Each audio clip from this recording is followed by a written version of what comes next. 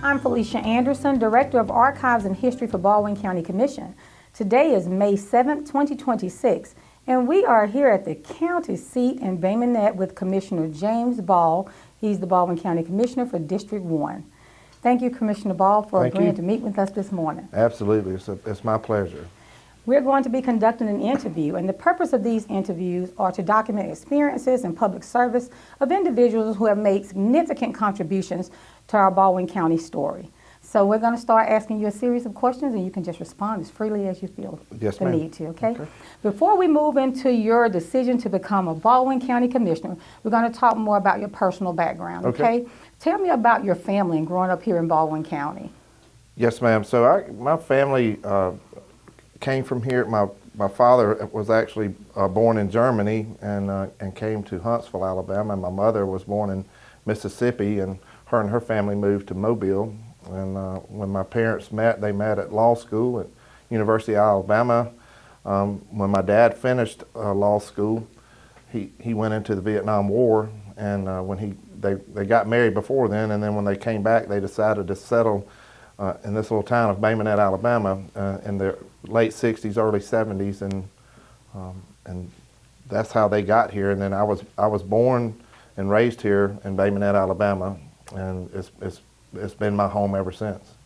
That's awesome. You mentioned your dad was in Vietnam. Yes, ma'am. Well, my dad was in Vietnam as well. Absolutely. So that's a blessing. I've always been a proud son of a military father, especially one that was involved in a lot of combat. So it was a different household growing up in, but I think I learned a lot of respect especially for Vietnam veterans and all veterans of the wars and stuff. So it's just it was a big honor to have my dad as part of my life and be that mentor. It was a great upbringing. I can definitely relate. Is there a history of public service, Commissioner Ball, in your family? Yes, ma'am, there was. My dad, I don't know exactly what year it was, but I found some old signs. I was so young, I didn't know what he was doing. I remember helping him put up signs, but he ran for one of the state house districts. I want to say it was 95 at the time. I can't remember the exact, but he ran for, at that time, he was running in the Democratic Party, and I think he was beat by Steve McMillan, if I'm not mistaken. So, but I don't know that for sure, but I did see vote for Ball signs all over the trees around Bay Minette and around the area, and I remember putting up the signs with him when I was a child, and when he got into practicing law here in town, he was several different things as far as public service. He was a Bay Minette City Municipal Court judge, city prosecutor, and he was the utility board's attorney for many years. And so I just real into the church, First Presbyterian Church here in Bay Minette, where he taught Sunday school classes to a lot of people there. And I got a sense of public service and where I wanted to go into life based on my dad's public service to his community. That is very impressive. It really is. Well, have there been any experiences in your personal life that shape your perspective as a leader? I just think overall I have, my personal life revolves around helping people. For the past 30 years I've been involved in the court system, and since 2007 I started a company that provides all the drug and alcohol programs for people that enter the court that's got problems with drugs and alcohol. And so my whole entire career since I've been out of college has been helping people. I started out at a golf course working as a waiter, so I learned how to be nice really quick to make tips. And so it's just part of my character just to really go out of my way to make sure people are taken care of. And I serve at a church that I'm very honored to be a part of, and I volunteer just about in every role with that church, and being part of a security team there that allows me to protect people, and if there's ever something comes up, that's just my nature, is to always take care and care for people. So I think that prompted me. People said, hey, you would be really good at this, and I didn't know anything about county offices or state offices, but I knew that I could probably go into the job with the mindset that I'd already learned just to care for the people of the public, just like I do every day. That's Right. Well, you and I both know that Baldwin County has really evolved over the years. But not to move you too fast, let's talk about some of your earliest memories of this community growing up. Growing up in Bay Minette as a child, you know, it was amazing. It was a nice, small, quaint community. We had a lot of things that we could walk around and do, whether we were at the ballpark or we had 2 movie theaters here that we could go to. We had a lot of eateries. It was a walking community. My parents shopped here. We bought clothes here from different clothes, Thompson's, Cahaley's.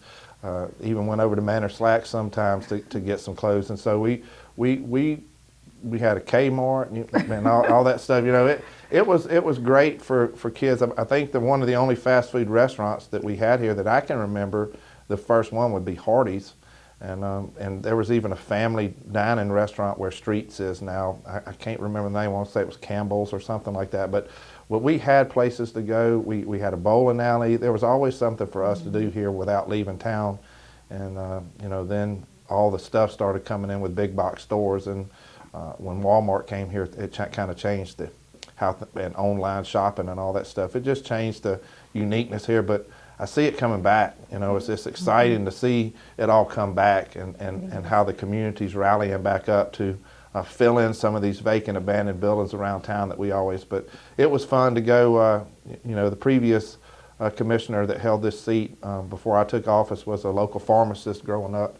He was our family pharmacist, and Commissioner Burt was a well-known man in town and was the go-to guy when you needed some medicines and stuff like that. We had Lambert's Pharmacy, and then we had Robertson's Pharmacy. It was actually a soda, old-timey soda fountain. We had so much to walk around our town and do then. And of course, the courthouse was still a center of Bay Minette at the time. Looked a little different, but this community really helped shape and raised me. And I have no regrets from growing up here. If I did, I wouldn't have moved back here. But after college, I chose to come right back to where my roots are. And I have seen all the changes just in the past, 54 years. I've seen all the changes that have occurred in Bay Minette. Starting out one way, kind of regressing to another way, and then bouncing back. That's, I think, a word that describes the city of Bay Minette. It's just resilient. I mean, it may be a slower process than some like, but it's coming back. I mean, people are moving here. We have a lot to do now. We're landing some pretty nice restaurants back in town, get some hotels. So I've seen from the start to the finish, and I think the character of Bay Minette can still remain small and quaint, even when stuff is coming in. I agree. You mentioned your dad. Yes, ma'am. Would you say that he was your greatest influence on your values growing up? I think so, by far. I mean, my mom and I were close, and my dad and I were close. It was not really one-sided there, but my family was a very busy family growing up. My mother, she was at home raising me. My dad was always working at his law practice, and so they did the best they could. I didn't see my dad a whole lot because he was so busy. I mean, he worked all day and all night, but I just watched him, and I think definitely his military background put him in place for the positions that he was in, because he was considered to be one of the best defense attorneys in Baldwin County at the time, and he went head up against my old boss Dave Whetstone many times, and it was just a fun thing to watch. But he was probably, if I had to say I have a mentor in life that I respected and followed in his footsteps, it would be him, and I think there people would be proud of me for following in my dad's footsteps and having a little bit of his character, because I can sometimes have a little bit of the gruff part of him too, which is needed at times. But he could always bounce back with a smile on his face and react to people in a great way, and so that's where I get my values and everything from, is my father. Okay, well, let's talk about your professional background outside of being a Baldwin County Commissioner. Right. So, as I said, I had I started off when I went to college. I went to Troy State University at the time. They've since changed the name to Troy University, and graduated from that college in 1995. Of course, I went to Baldwin County High School and in the middle school here and stuff. And so, when I graduated college, I really didn't know what I wanted to do in life, and my dad helped me find my path, and I wound up in our district attorney's office, Dave Whetstone, and that was in the 1996-97 time frame. And Mr. Whetstone told me up front that, and I actually came in, our current sheriff, Anthony Lowry, was there working with me at the same time. And I knew that I was like the low guy on that totem pole, and that I didn't have, Mr. Whetstone was paying me out of a contingency fund that was going to run out, but he wanted to give me a start, and that's exactly what happened, because I was working cases inside that courthouse every single day, and with him as an investigator, and it opened the doors up, and some of the judges at the time were family friends, like Judge Parton was one of my father's and mother's. That family was great friends of ours, and Judge Parton had a job opening for what's called a court referral officer, and in 1997 he offered me a job, and there was 4 of us at the time doing work with people that had been in trouble for drugs and alcohol, had to report to us on a monthly basis, and that kind of sprung my career into a different direction, because I did that for about 10 years until I realized I wanted to do something different. And a lot of people don't realize that, if you want to do something different, that you're either going to sit around and think about it all the time, or you're going to actually take the risk and jump off and do it. I had no idea where I was going in life, but I knew that I wanted to work for myself. I didn't want to have a boss, and the opportunity was afforded to me by, at the time, Judge Reed asked me if I would run the education side of things instead of always being the probation officer type person. To run the education side, he thought I'd be good at that job, and so I got a contract with the state of Alabama to run what's called the court referral education programs on the other side. And so now, since 2007, not only have I been the director, I chose to go through the training needed to become an instructor. And so I spent a lot of my time in the classroom with the students and teaching the classes, and that's been my career that's my professional background, because that's all I've known for 30 years is basically working in the court system and how to help people basically get through everything they've got to do without causing any more troubles. So. Awesome. Yes, ma'am. Well, you mentioned your path to public office, and so now we're going to talk about how those experiences led you into public service. You Right. ran for Baldwin County Commission in 2018. That's right. Let's talk about what led you. Well, so actually, it was when you run for commission, you have to run for a whole year. So in 2017 is when I put my name in the hat and qualified, and I had no idea. I was so young at that, but I was actually told in one of my classes, a student came up to me and said, "Hey, you would be good at some things in life, and I don't think you know what your capabilities are." And they said, "You either need to be a pastor or you need to be a politician." And I didn't even know how to mix those two words together without, even making my own pastor mad. So I said, I think pastoralship is a calling, and political service is definitely a calling from God. I'm a faith-based guy, so I believe that. When they told me that, I asked another friend of mine, a county commissioner that was here, and I think he left in 2000, Jonathan Armstrong, was one of the last commissioners on the 7-panel board, and I asked him, I said, "Hey, look, what did you like about county commissioning, and how did it help you?" And he told me everything about it, and I said, "Do you think I'd be good at it?" He said, "Absolutely," and he's made a few calls for me and got me hooked up with right individuals to talk to about it, and he just said, "Now's the time." And so in 2017, I made that decision, and in 2018, I won my election. But I found out how hard it was to get out running a county-wide election, and getting to know every single person in this county was a feat. And I felt like I did it very well. I was all over the place all the time. My family didn't see me for a whole entire year, and I was out and earning the respect of the voters of Baldwin County. So. That's how I got started in this path as being a county commissioner. That is awesome. That was going to be my next question. What was your first campaign experience like? And you kind of touched on that. My first campaign experience was, at that time, people saw me riding around in a 1995 Ford pickup truck. At the time, that's all I had to drive. My dad had left me that after my other car had broke down, and I did not know that I was going to be campaigning out of that truck. So when you have to ride around in a truck and you keep a bottle of water in the back for when your radiator runs hot or whatever. I mean, I think I went through 3 sets of tires on that truck campaigning from the north end to the south end of this county. So it was overwhelming to say the least, but probably the most gratifying I've ever had. I mean, it was just to experience that. I mean, everybody should have to go through that, which we're all doing again, but it's just, it's amazing to see what's really out there and to meet all the people from all walks of life everywhere in this community. And I think it was a great, overwhelming experience. I wouldn't have changed it for the world, but Sounds like it's a very humbling it is. experience. It's a very humbling Commissioner Ball. experience. Yes, ma'am.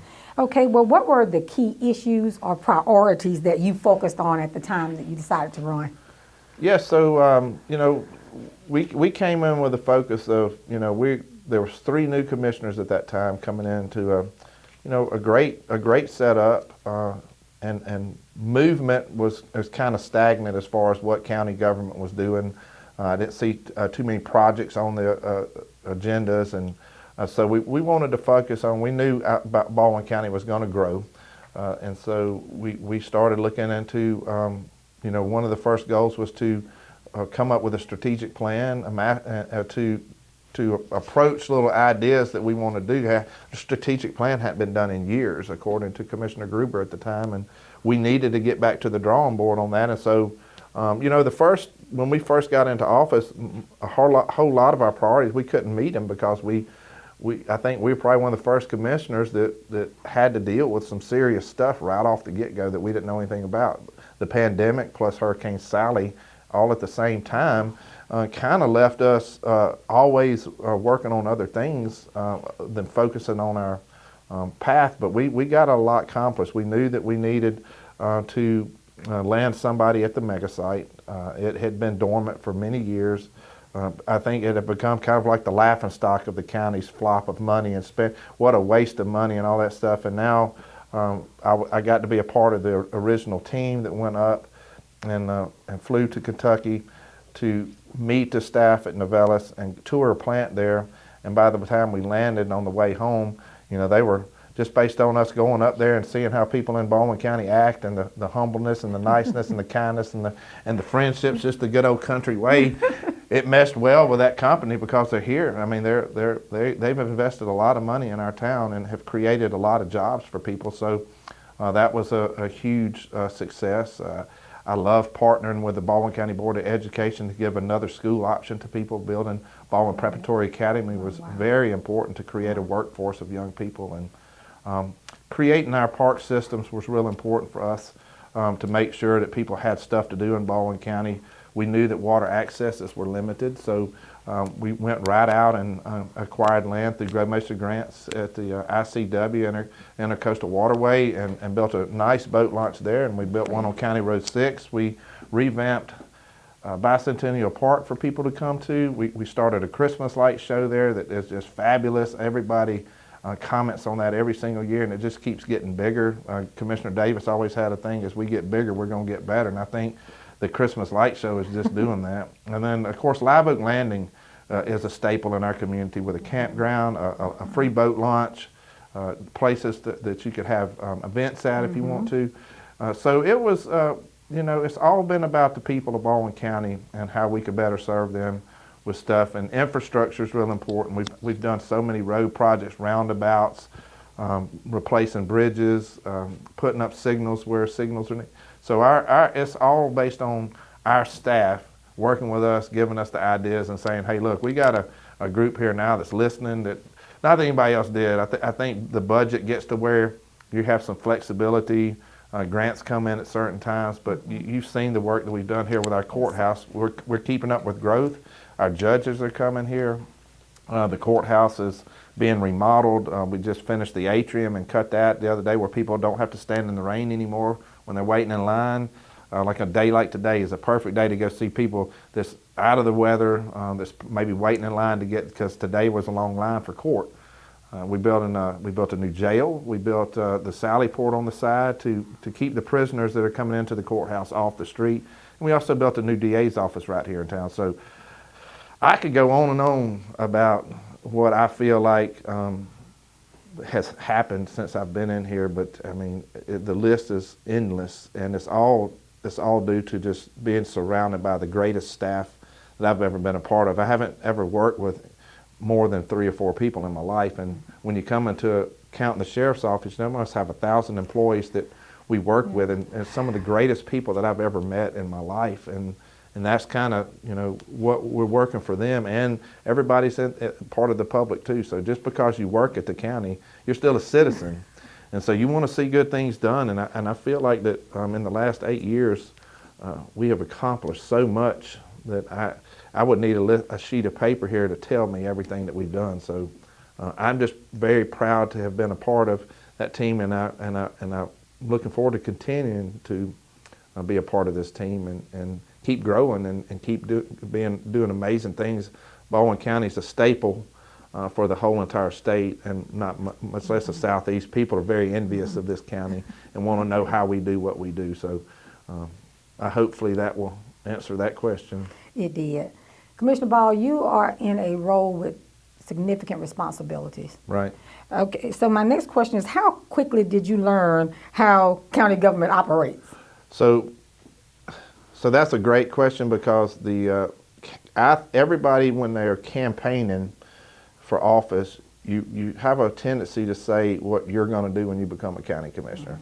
And I even probably was guilty of this. When I become county commissioner, I'm going to do this. Well, you learn out real fast when you go through your training in Montgomery that it's we and not I. And only the body can make a decision.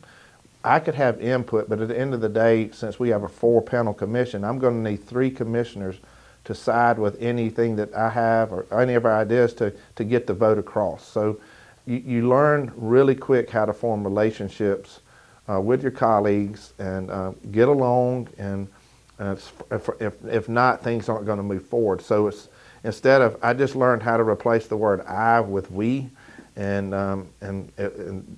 just being in a true leadership role, you have to sometimes understand that it takes the team effort to get things across the finish line, and we can't do anything by ourselves. And that was what I learned. A lot of people, still call me and say, hey, I need you to do this and do this and do this, and I need you to represent this in District 1 better, whatever. But, I'm part of a team that it takes all of us working together. None of us stand out individually. So that was the hardest thing for me to learn, and it was very easy for me to learn once I learned it. So. And that was a big adjustment. It was a big adjustment, imagine. right? Because when you get into public office, it's probably one of the only public offices that you get. Like a mayor has a lot of say-so and powers, and they can sometimes do what they want, depending on how the structure is, without asking for a council's opinion. Here, I mean, we can't work by ourselves, really. I mean, I can be out in the community, but I can't get on, some people want me to get a road. I need my road fixed, road paved, and they want me to get on a piece of equipment and start filling in potholes and stuff. But I can't, we've got a team. Wow. I've got another whole team to do that. I mean, and I have to go through the process of government to bring it before a commission on the agenda item. Now, there's some things that when people do call, that I can pick up the phone and direct it to the right department, and that department will take care of it if it's within reason. So, but the biggest adjustment was learning how to work as a team, and the drawbacks if you didn't work as a team. Commissioner Ball, since your time as a commissioner, Baldwin County has grown. It continues to grow. Right. It continues to evolve. How has that growth specifically impacted District 1? Well, I think it's just now what we're seeing is just kind of the tail end of the growth coming here. You see it all over through the central part of the county. Loxley is growing. Robertsdale's growing. Foley is tremendously growing. The Beach is growing. Fairhope's grown. All those areas have grown, and now people are realizing the uniqueness of North Baldwin County. And you've got, I reside in North Baldwin County in the middle of the woods, serenity and peace, but at the end of the day, Novellis is literally right behind my house, so I do know that there's a lot of growth going on, and it's happening, kind of with us here. I think people, we see it coming into the towns, like I described earlier, with people reinvesting their livelihoods into Bay Minette again and taking a chance on something. So there's some time where growth is good and needed, Bay Minette needed kind of like, if you would say, a shot in the arm when it came to growth. And we watching all the cities around us that aren't in Baldwin County, like the Atmores of the world and the Brutons of the world, and cities that are just sparking up with growth, and how the little community still stands small while it happens. So I think the resources that we have here, the river system that we have here, warrants a different feel for people who may not want to always be down at the beach. You can come and just sit at Live Oak Landing and look at the river and just have a sense of peace out there. So I think that I have seen, since I've been in office, North Baldwin finally gaining just a little bit of traction and growing with the rest of the county. So we need to be prepared for it. And while you represent District 1, Yes, ma'am. you're our county commissioner, but you also represent, this is a county-wide commission. Yes, ma'am. Correct? And it involves making decisions that affect the entire county. It does. So how do you balance representing your district while also making decisions for the rest of the county? Yeah, That's so got to be- we just, it's so simple. You just listen to the people wants and needs, and it's a balancing act, but I've never even, I live in the district, but just to focus solely on a District 1 or a District 2 or District 3, we help each other out. This commission helps each other out all over the county. Commissioner McKenzie may come down and do something in my district, but I may go into his district and do something, or go into Commissioner Gruber's district, or but we all call each other and say, hey, look, I just want to let you know, somebody called me, I'm looking at something in your district today, but we cover the whole county because that's what the people of Baldwin County vote for. They vote for a countywide official, and some people are, remember the old days when you had a district-based commissioner, and I try to tell people I can't just stay in District 1, and I abide by what the statute allows us to do, and that we're supposed to cover the whole county. So it's a large county, and a lot of stuff is happening outside of North Baldwin. But if a citizen picks up the phone and calls and leaves me a message saying, I want so-and-so looked at in Stockton or Tensall or Little River, I'm on the phone with them too, and we're going and looking. So it's when you find yourself in Little River, Alabama, and then you've got to make it back to Orange Beach, it's a drive. So you really feel how big this county is. So we're the largest county square mass wise in the entire state, and I think a lot of people, when we go to conferences and stuff, have mad respect for us of how much driving we actually have to do to take care of our constituent base. Because there's a lot of commissioners in the state that are still district-based, and they don't understand the concept of working a whole county. So True. it's a very rewarding experience to be able to help everybody out. So it is very important to have that collaboration among all four of the commissioners Yes, when ma'am. making decisions. Yes, ma'am. So can you share an example of how working together as a commission has led you to a successful outcome? Anytime that we can help our employees out, maybe it be with compensation, raises, COLAs, and all that stuff, helping the bigger departments out that need help, the sheriff's department, we never bat an eye at that and really get hung up on it. I mean, it's usually a unanimous across the board.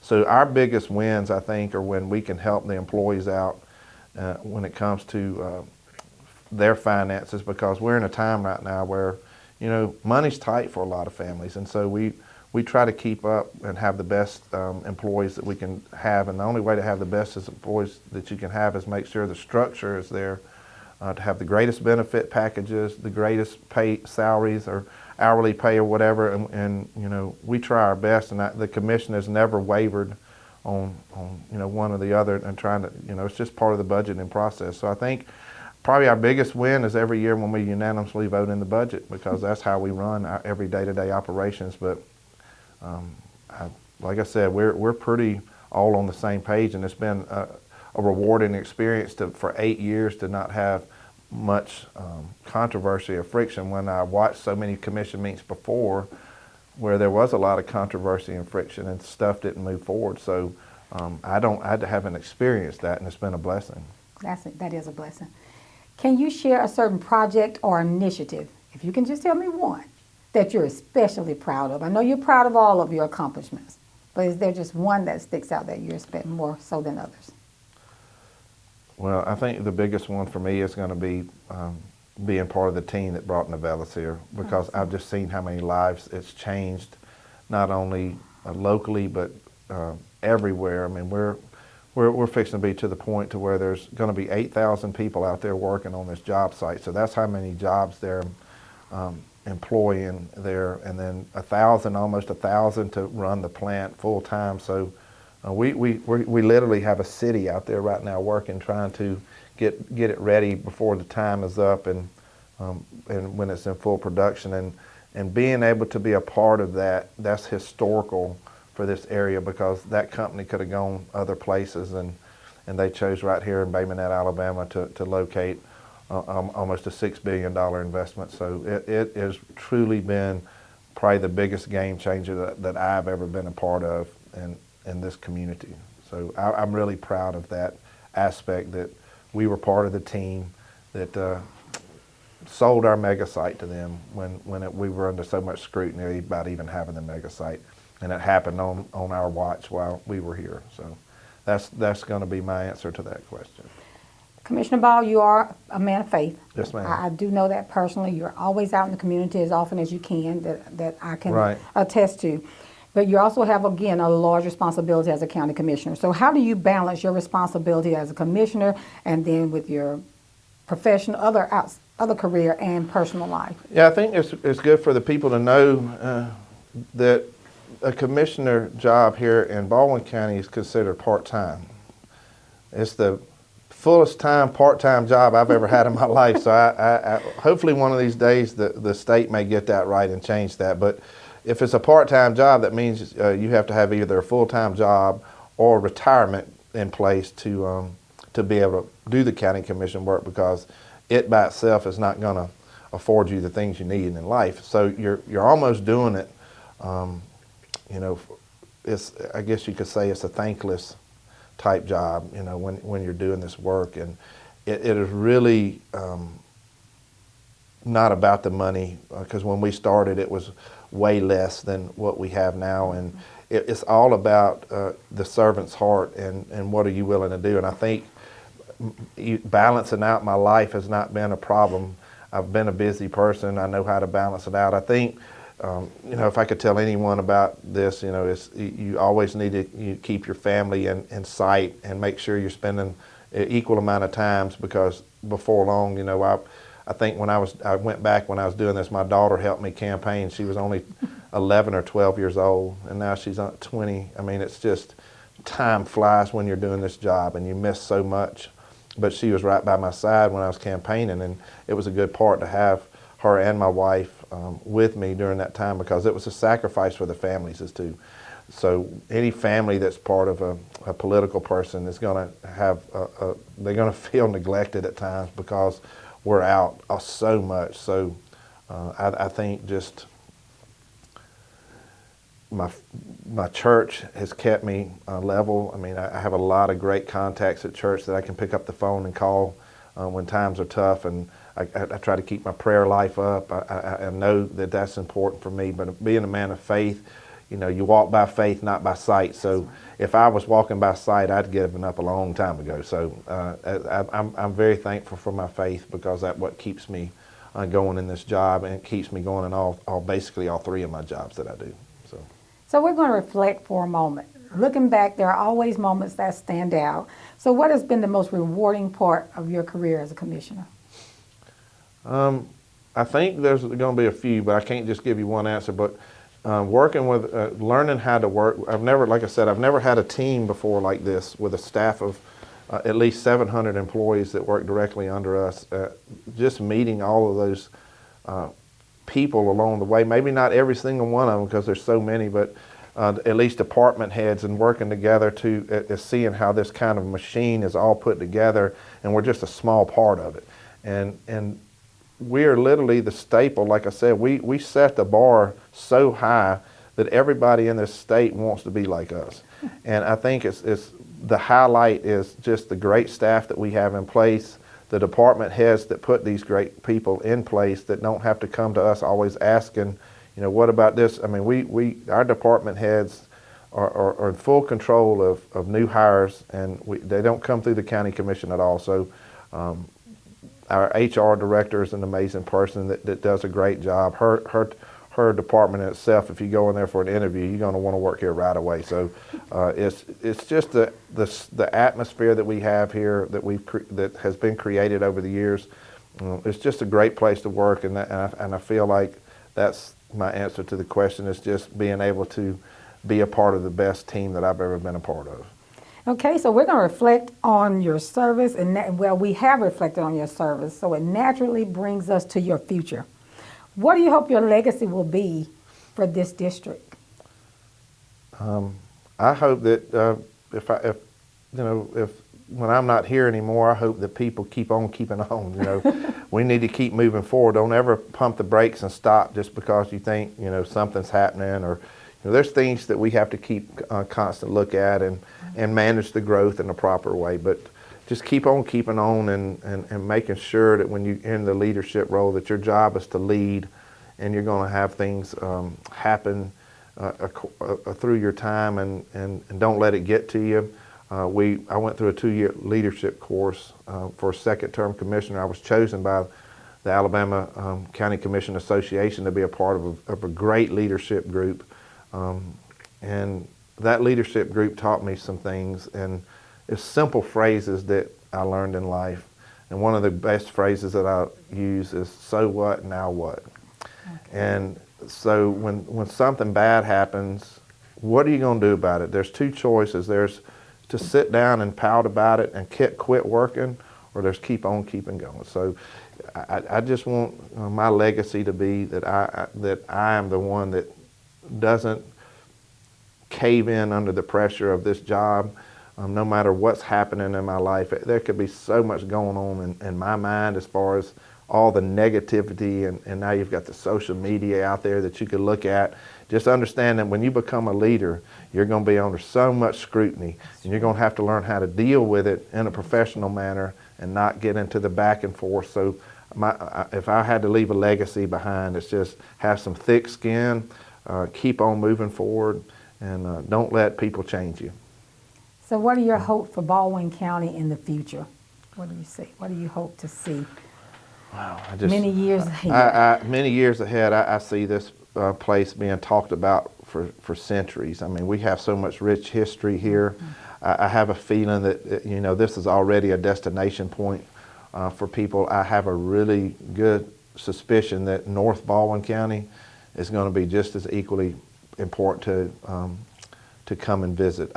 We working with Historic Blakely Park. I mean, that park that's in my district, so that is doing some wonderful things out there, and some of the stuff that's coming up for that park is going to make that a destination spot, just like Gulf Shores and Orange Beach, Alabama, and people that don't want the beach life can come and have a fun time on the river. So we have a great board out there that runs that park. So I just know that great things are always going to be in store for Baldwin County, and I am always looking to see what the future holds. And I hope I live a very long life to be able to keep a smile on my face every day I see something that's happening. So. And I pray you live to see that, yes, and that come to fruition. What advice would you give to some person who's considering public service? Okay, like I said earlier, when you're considering public service, that's exactly what it is, and you have to go into it with the mindset of it's not going to be for my benefit, but it's going to be for the public's benefit. And you have to kind of, when questions get asked of you about certain things, you're going to have to put yourself behind and not worry about how it's going to affect you. But what you do as a leader and as a public servant impacts the whole entire community. Right.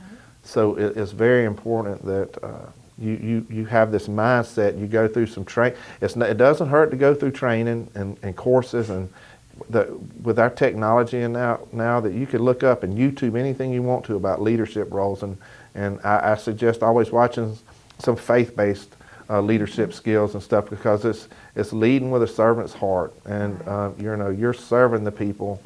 You're not bossing the people around. So I think new leaders that are coming up, I have seen this on so many of our younger generation, and I'm not partial just to my own child, but I've seen her grow up into what we would call a future leader. I know that there's a potential there for her. She's interested in public office one day, and I can see in such a young child at such a young age that she had that servant's heart, thinking about other people before herself.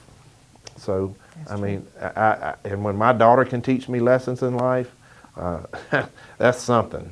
So it's, I think that's for all new leaders seeking office, that you're going to have to learn how to be very humble and put yourself last and put everybody else first. Well, what message, if you have a closing message to leave to the viewers and the citizens of Baldwin County, what would that message be? I would like to just, my closing message is just always have faith in us that we're doing the right thing. We work well together. We want to see Baldwin County prosper just as well as everybody else here wants to see it prosper. And Baldwin County has always been my home. It's going to stay my home. And for future generations, I hope you stick around, go off to college, come back and call Baldwin County your home.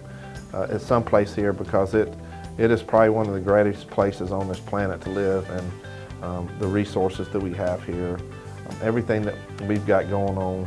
Is it getting crowded? Absolutely, but that comes, I mean, we have 17 people that move here a day. I don't know what the future holds. It may be 20 or 30 before long moving here a day, but they're moving here for a reason, and they're moving here because, this is a fun place to come and live. The people are nice. It's just a good place to raise your family, go to church, go to school, find you a career path here. Everything's offered for you right here. So I would encourage you just to, this county, we're going to keep moving forward and be the greatest place in the state to live.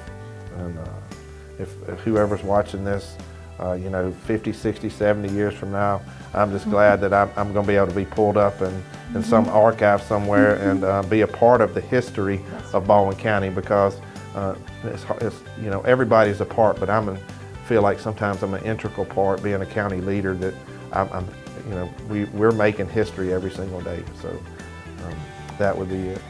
That is correct. Commissioner Ball, thank you so much for sharing your story about big, beautiful, bountiful Baldwin That's County. right. Thank you for sharing that, for sharing your service with us. It was an honor Yes, ma'am. to hear your story, and thank you so much for speaking with Well, it us was today. an honor being able to speak with you, and I appreciate the opportunity to be able to do this. Well, that concludes our interview, sir. Yes, ma'am. Thank you. Thank you.